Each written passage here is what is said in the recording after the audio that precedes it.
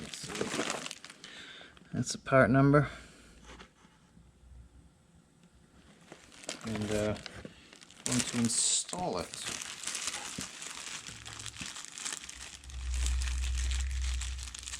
So I cleaned out the little bore there and all that. We got the four bolts. Be sure they get torqued to 18 foot-pounds. We shall stick our pump in. I kind of put some oil and stuff on it just so it's kind of lubricated.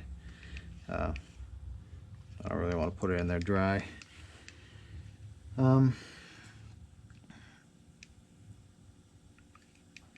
Yeah.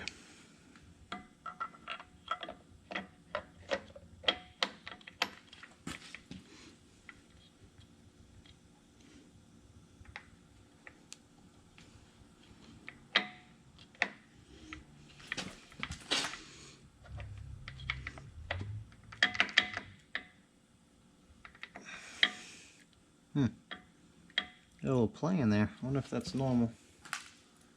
I'll have to grab the other one and see. Alright, so we got play on this one too. So I'm going to go with it's probably fine.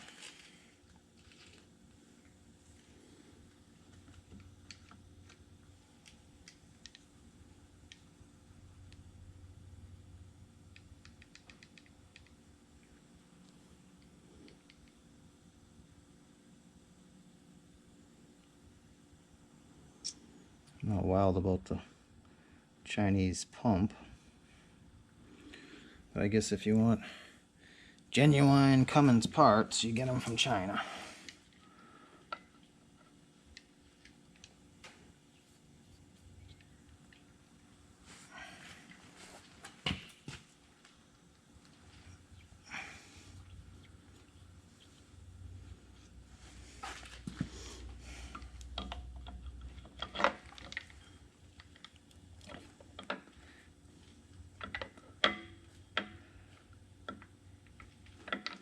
Come on.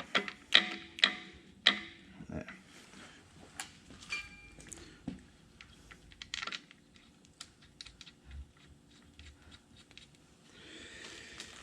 So I got 4 metric bolts.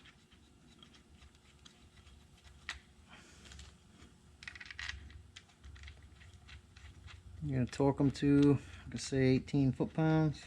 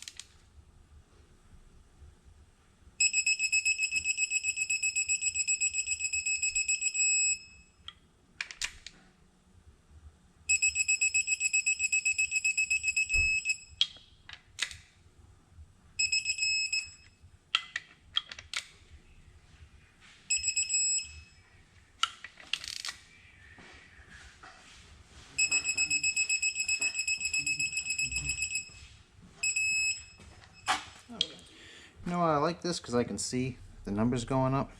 I don't like it because I don't feel the click.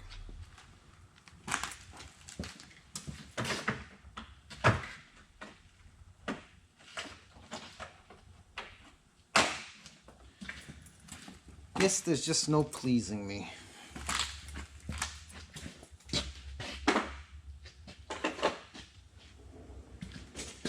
Alright.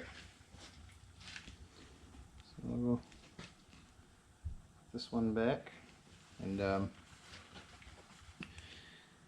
guess we'll put the oil cooler in next. Alright, so I'm back on this.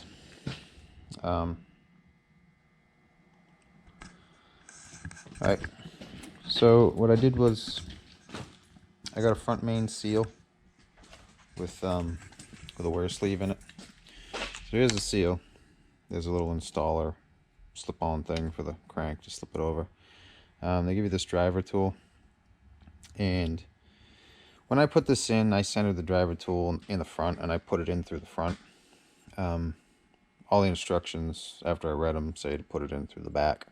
So I imagine that this is to center it up on the back. So basically you put it in the back and drive it into depth so that this here is flush with the front of the cover. It doesn't have to be exactly in that spot because there's some travel there in case you get a groove on your crank. You can move that in and out, I think up to 1/8 of an inch, so you can get a fresh part of the crank that doesn't have a groove in it. So I don't have the wear sleeve installer, so I just use the balancer as the installer. So I put the wear sleeve on and I put the balancer on. I turn each nut or each bolt about like a quarter turn, and I just keep going around and across, and I drive the wear sleeve installer on with the crank, the balancer, and it works pretty well. It's basically just like any other installer that you would get. So I'll take it off and we can show you what we got, because this balancer has a flat front to it. I mean, I don't put as you can see, I don't have the tone ring on, so I just use the balancer. I mean, you could probably use the tone ring too on there, and just once it's on, well, you gotta take it off anyways to put the cover on, so it really doesn't matter.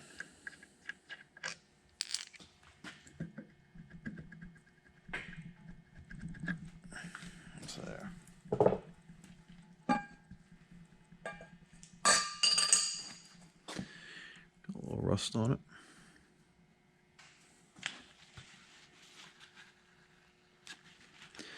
So I put some sealant on there too. You might not have to. I know they say to put sealant on the front seal before you press it into the cover, so you're gonna want to do that. So we got a pretty flush sitting there. So that works. I don't have any problems with that. So obviously you have to make sure it's on straight. If it's cocked a little bit, then it's gonna walk around and wear the seal out faster than if it's straight. So we got our wear sleeve on.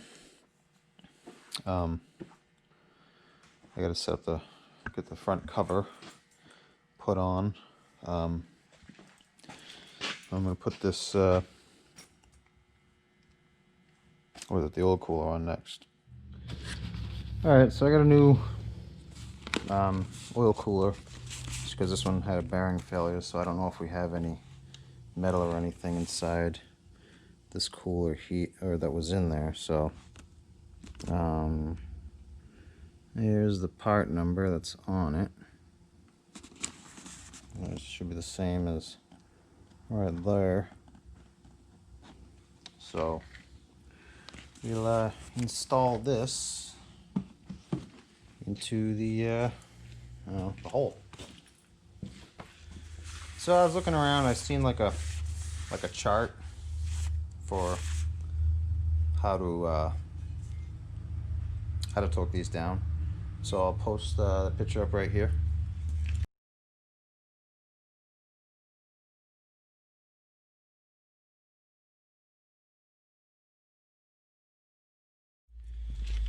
So I have the chart or the torque procedure, whatever, orientation. Well, the stages, steps, whatever you call it. So we got the one gasket on there. It kind of only goes one way because this little kick out. Oh, it doesn't kind of only go one way. It actually only goes one way. Here's that. We got the other new one also. Finish making the sandwich.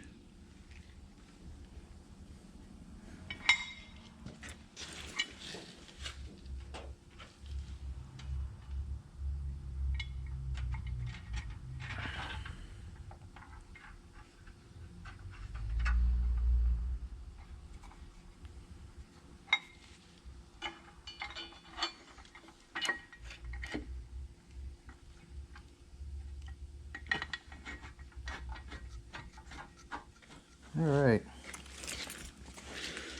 so let's see, this says note snug cap screws number 6 and 8, then tighten stages.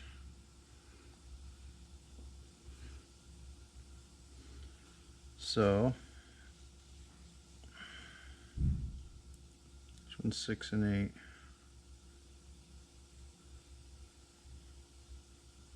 I'll look upside, of course, I'll look upside down. This one's number 8, and number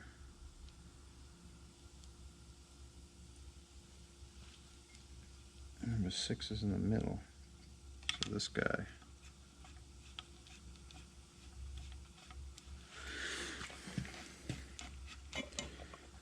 First stage is 150 inch-pounds. This says second stage is 248 inch-pounds, which is like 20.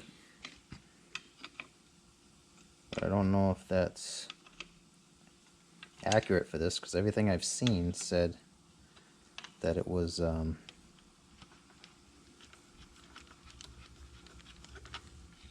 everything I've seen said it was 18.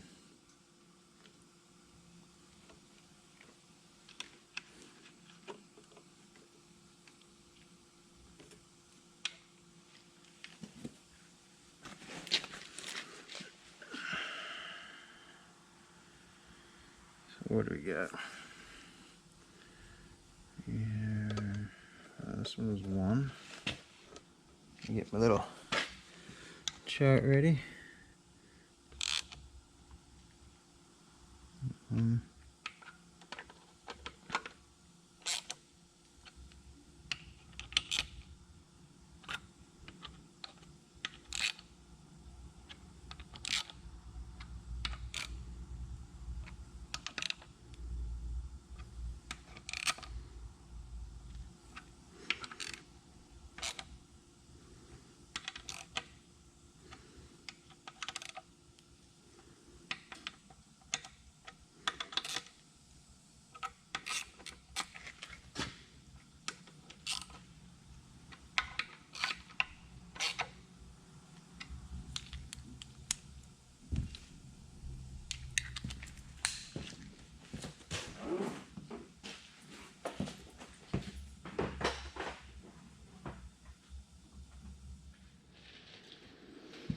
Alright, I'll put the water inlet, lower water inlet on and stick our O-ring in. I cleaned up all these surfaces with SOS pad, or Scotch-Brite, whatever you want to call it. I think it was Scotch-Brite. I couldn't really find a torque spec on this. There's 2 different size bolts. What I did find said 32 foot-pounds. Being there's 2 different size bolts, I don't know how relevant that is, so I'm just going to go with 32 for all of them.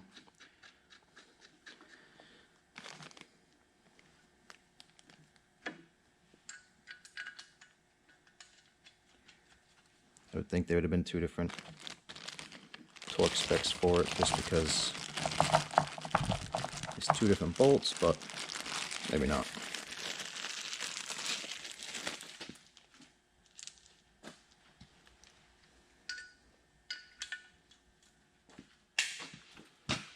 So I'll put the water pump on. So right here.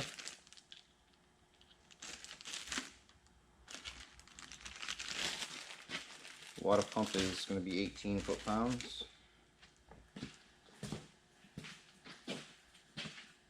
Wherever I put it.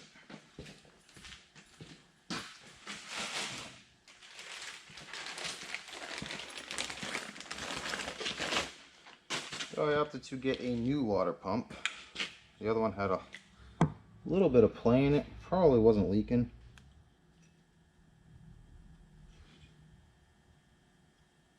Yeah, that one's pretty tight.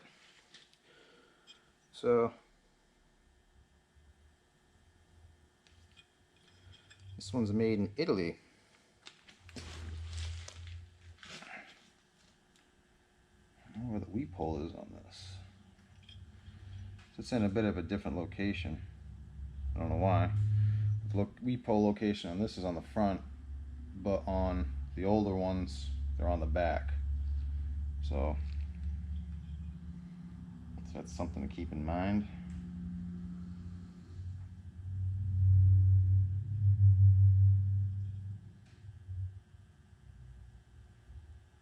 If it matters which way it goes in. Well,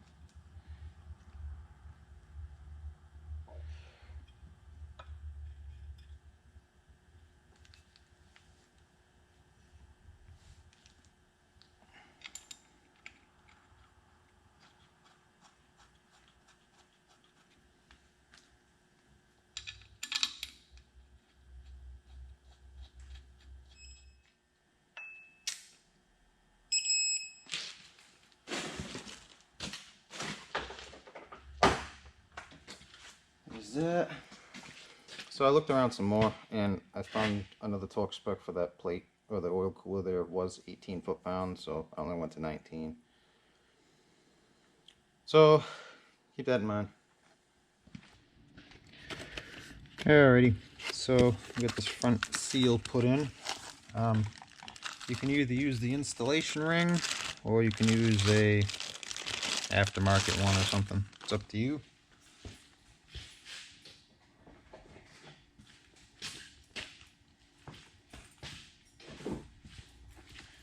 So I'd gotten one with the speedy sleeve put in, and that's the part number. I already have the sleeve on, so you can either use the ring that comes with it, and I believe you're supposed to press them in from the back.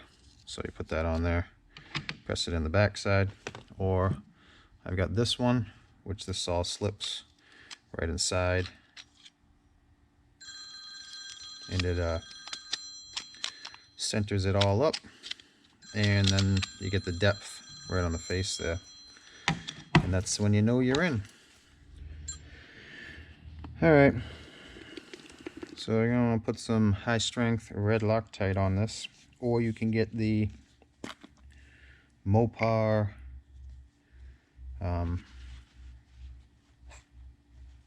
stud and bearing mount that it calls for. It's up to you.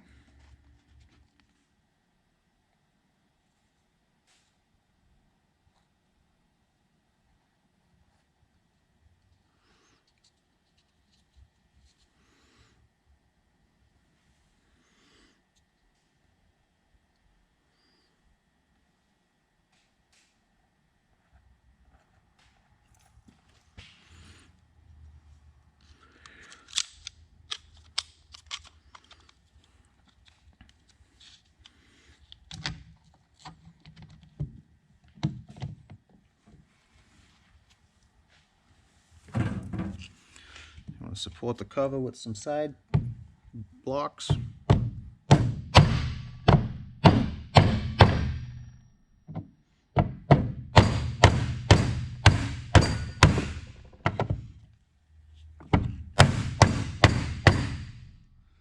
So this seal driver in particular just bottoms out and then it's set. I can wipe all the crap off it. Alright, so I'm going to use some ultra gray sealant and seal this up.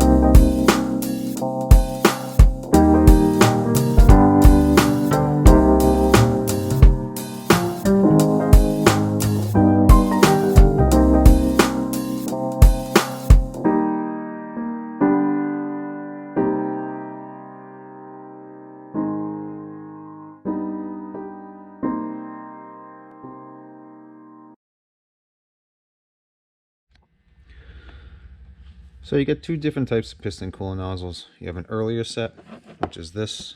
I think it's from 03 and 04. And then you have a later set or replacements. And all the replacements come plastic. So basically, the difference between this one and this one is that it doesn't have the metal cast all through it. This is the metal here and a metal one piece out, and this is just a locating piece of plastic. So they both use two different types of bolts. The earlier one uses this fluted style, like that. And the newer one uses this banjo bolt style. These bolts are not interchangeable with the different new piston cooling nozzles.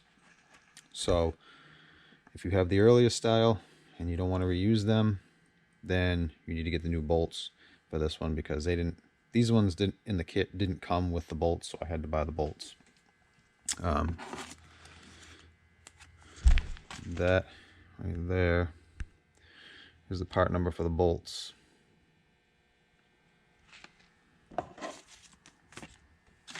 Right. Yeah, so these are all Cummins bolts. So these all get torqued into, I believe, 133 inch-pounds. You're supposed to remove them before you pull your pistons and connecting rods out, and before you install them. You want to keep them removed, and then you want to put them in after your connecting rods are in.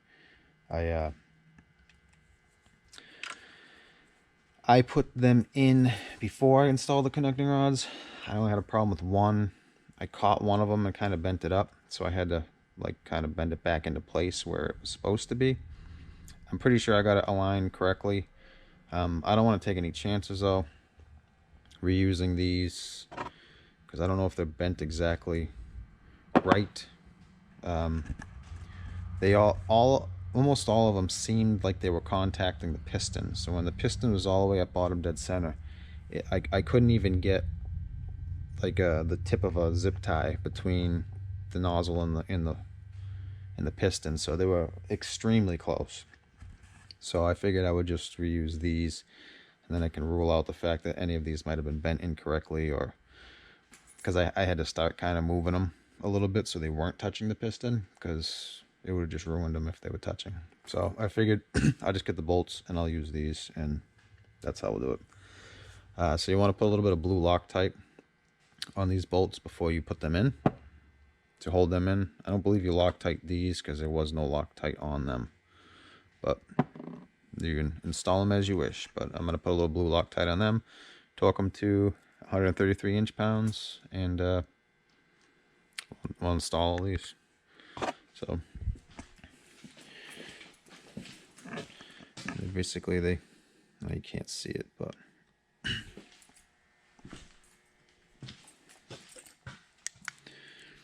there's the hole right there, the setup. So those go into that hole and bolt in, and that's how that's gonna work. So I'm gonna get all these put in. Alright, so I cleaned up this seal retainer, and I'm gonna drive it in. So I got this installer spacer thing. So what I'm gonna do is I'm gonna drive this into the retainer, and then I'll put this on the engine, and I'll kind of use this here to center it a little bit, because it'll be inside the retainer. I think this is also used to center the seal retainer, so it's not one side or the other, because it's not, there's no dowel or keyway or anything, so it can be not centered and pressing on one side of the seal or the other. So I'm going to use some of my Not 409 spray, which is just soapy water, and I'm going to spray this rubber seal here so it slides in a little bit easier, and we'll hammer it in there.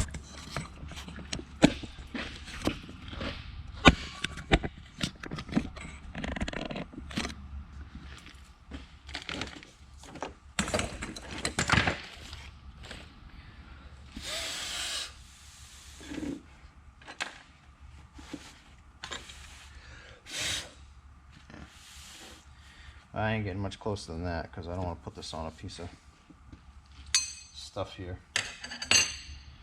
It's going to damage the seal retainer, so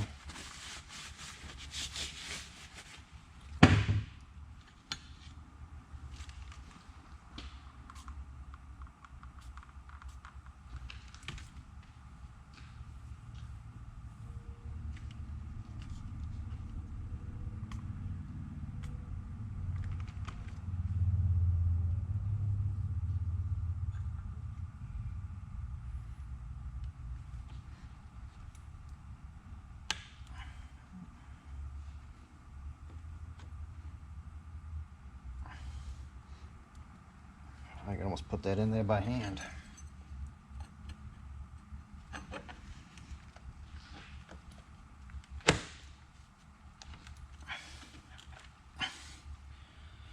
Actually, you can put that in there by hand.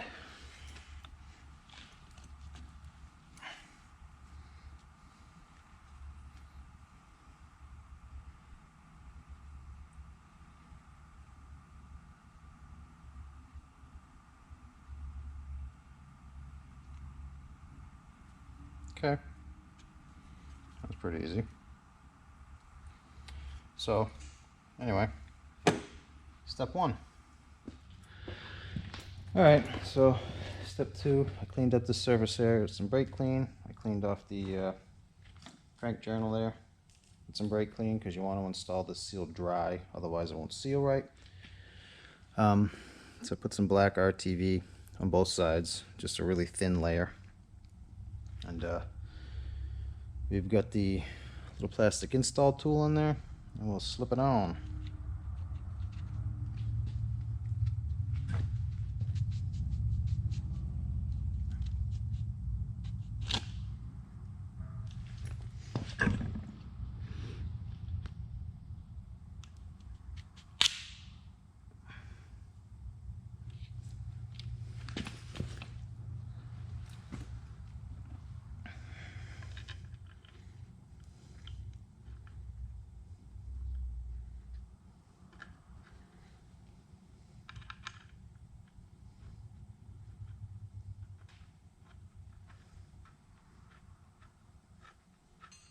So we'll finish pushing it on. Get our bolts started.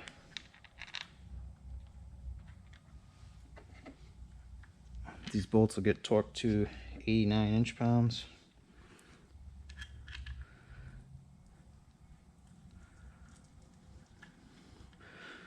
So I'm not tightening, I'm just kind of snugging them up a little bit.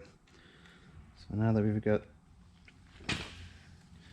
this on, pull this off, take our install tool ring thing, put this back on, and that'll help center the I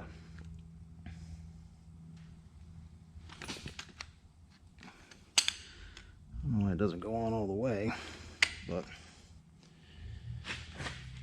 must be close enough, I guess.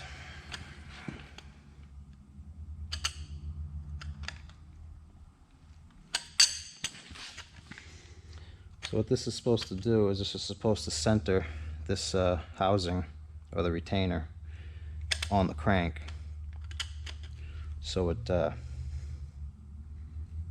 straight and it's not kind of cocked one side or the other. That's what it's supposed to do. Whether it's actually doing it or not, it doesn't seem like it.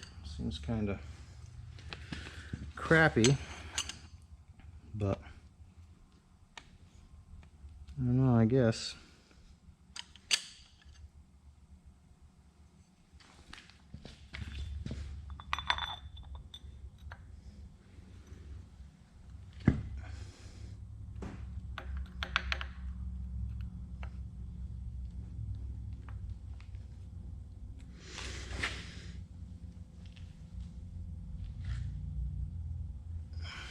So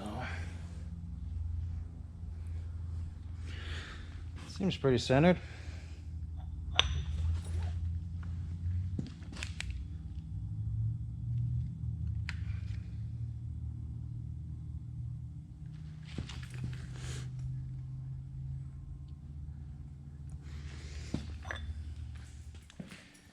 Kind of stinks when they give you stuff and they say this is how you do it, and then the stuff doesn't really work right. It's like, well, that's great.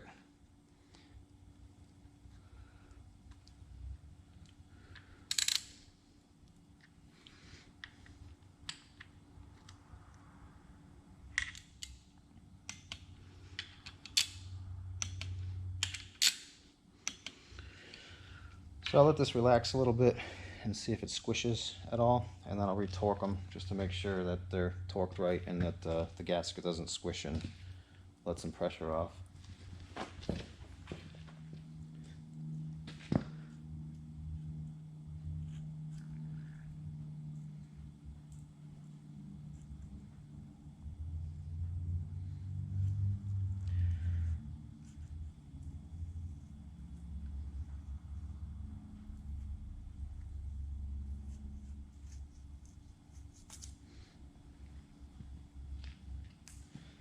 So I wanted to get the rear main seal on first, so that when I put the oil pan on, I could just tighten it all down, and I won't have to worry about sealing this later.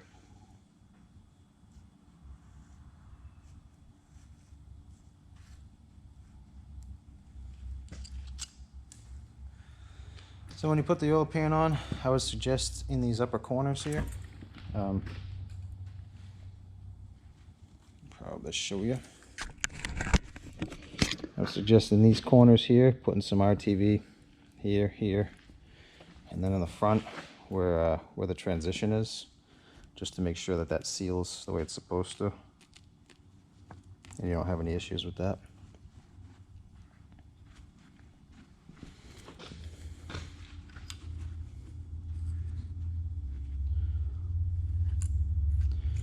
Next thing we could probably do is put the girdle on, the oil pickup, and the oil pan, and then pretty much should be done with the short block here. So I just got to put the, clean up the timing, not the timing, but the flywheel housing here, or transmission adapter, whatever you want to call it. Put that on, and then put the clutch on, and it should be ready to go into the engine, or not into the engine, but into the vehicle. I'm going to put it in the vehicle without the head on, just because I think it'll be a little bit easier with the clearance because of the cross member, and with the upper cowl, because if you watch the first video how I took it out, that's how I took it out. I just basically picked everything up, and then I put a jack under the transmission, and then I just kind of pulled it out at an angle. So I'm going to try to slip it in at an angle and then put it down into the engine bay, and we'll see how that works. and then I can slide the head on after, and I think I should be pretty good to go. So we'll get this top stuff put on, and then yeah, I'll be ready to take it home. Alright, so I got the girdle on. Kind of only goes one way because it's notched for the pan. Not the pan, but for the oil pickup tube. All the bolts get torqued to 32 foot-pounds. They've got a T50 Torx head bolt over here. So we're going to torque this one first because I believe that's going to get blocked by the oil pickup tube.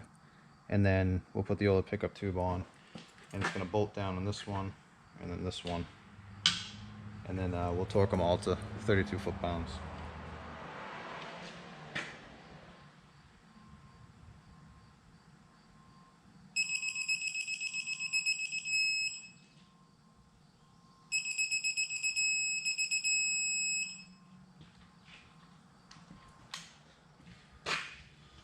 So these are all 13 millimeter. These oil pickup tube bolts are 10 millimeter. I'm going to torque these to 18 foot-pounds.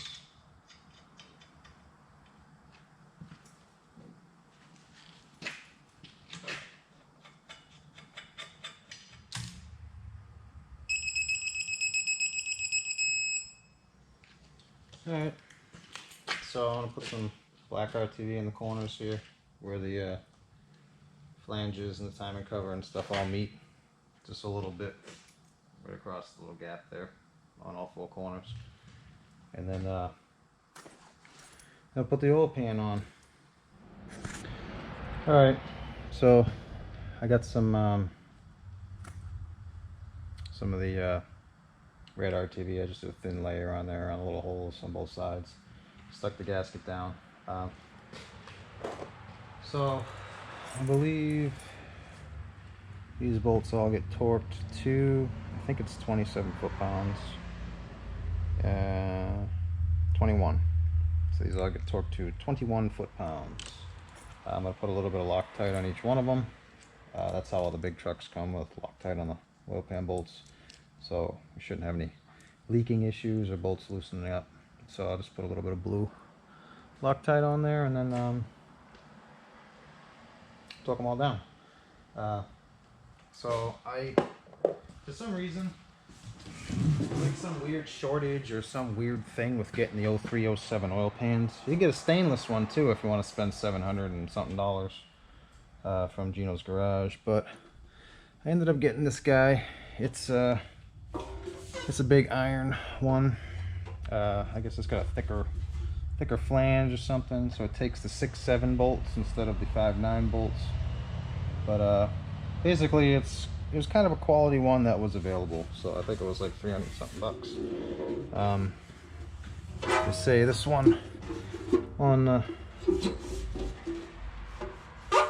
the inside here where this bung is, there's holes, 4 holes at the bottom, so you can get a full drain, so you don't get that little bit of sludge and stuff at the bottom of there.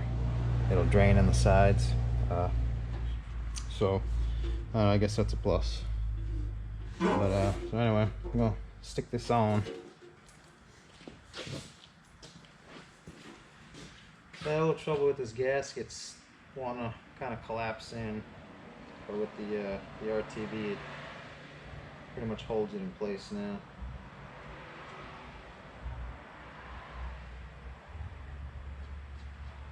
Which is nice.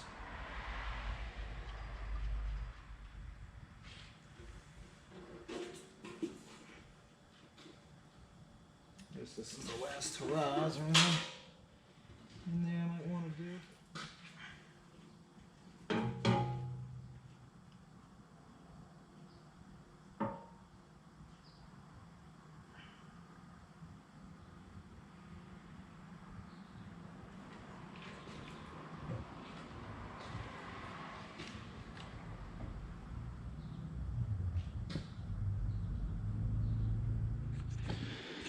So I got that oil pan all on, all sealed up, all million bolts torqued to 21 foot-pounds. I had a little bit of a snag with the gasket right there. It's split. It looks like it only split like right here though. I think it's just because right there is where it kind of tucks in there. So I think as it came down hard, it just kind of cut it. I don't know. The gasket wasn't sitting exactly right. It was kind of squished in, so I kind of had to open it up a little bit, which I would have thought that it would have split on the inside, not the outside, but that's why I think maybe it had something to do with the way that the casting is right there. But I took it off, and it was only kind of split on the edge, so I just put a little more RTV in there and tightened it down because I don't have another gasket. So, yep. So one little kind of odd tidbit is apparently Cummins likes to use these 3-piece thrust bearings. And so this is the one that came out of this engine. And if you look on this side, put you down. If you look on this side, it's all nice and tight, which is the front side. So the front of the engine was this way, and this was the back of the engine. So being it's a manual, when you push the clutch in, it shoves the crank up against this thrust bearing. And you can see that this side was just about ready to come apart. So, providing it didn't have its engine, or not provide, I don't know, whatever, start over. So, being that the engine needed a rebuild, if it didn't, then I might have had a thrust bearing issue shortly after. But it's kind of weird how they do it. It's got like a little dovetail in there. I don't know if the camera's going to pick it up.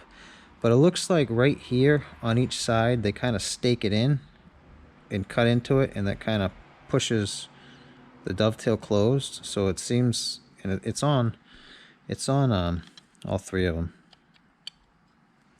Actually, it looks like this one's kind of closing up a little bit, but anyway, so on the corners there, or not on the corners, but on the edges there, they got kind of like a stake in it, and it kind of bends this tight against the thrust bearing. But this one was, I mean, see how loose it is. It was on its way out, so that side's nice and tight.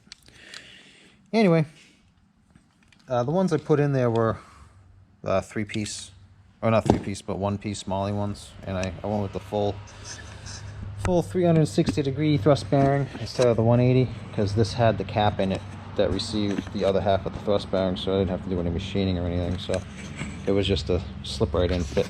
Worked out pretty well. So yeah, anyway, so this is basically done. I just need a couple little tidbits here and there, but I mean, for the most part, that's the rebuild on the short block. I painted this with rust converter. That's kind of the black that's on there.